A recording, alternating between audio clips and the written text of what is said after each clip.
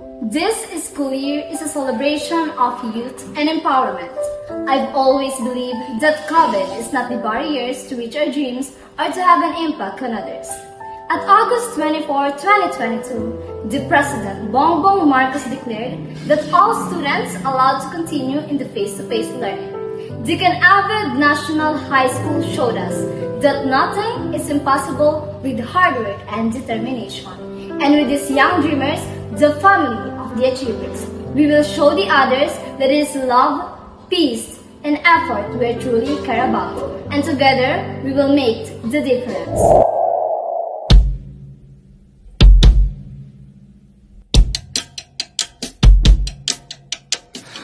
Pagtatapos, lahat ay may hangganan.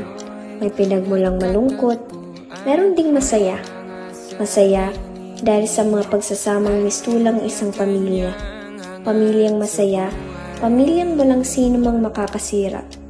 Malungkot dahil sa mga samahang tila'y magiging alaala na lamang. Sa apat na sulok ng silid-aralan, sa unang palapag, tabi ng hagdan, ito ang naging pangalawang tahanan, 57 mukhang masisilayan. Mula man sa iba't ibang paaralan, nagtagpo sa isang silid-aralan. 10 buwan sa paaralan, 10 buwang pinagsamahan, matatapos sa isang araw. Mga masasayang alaalang iniwan, nakaukit sa aking isipan. Mga sinyasan sa tuwing may exam, mga hampasan sa tuwing nagtatawanan, mga pangkatang gawain na naging dahilan upang makabuo ng isang pamilya. Hindi pamilya sa loob ng tahanan, ngunit pamilya sa loob ng eskwelahan. Ang sigawan at harutan, mga kwentuhan at tawanan na kailan may di mabubura ng kahit sino't alinman.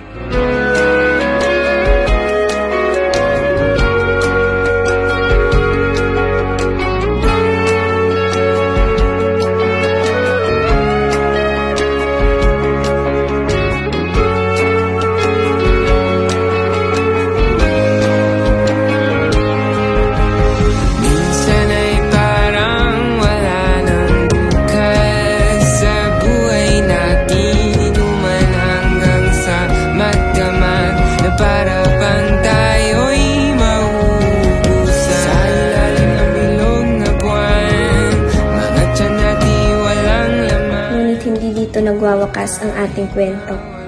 Kwento natin na pwedeng dugtungan kahit kailan. Dugtungan sa muling pagkikita. Muling pagkikita galing sa ating masasayang paglalakbay. Paglalakbay na para sa ating pangarap.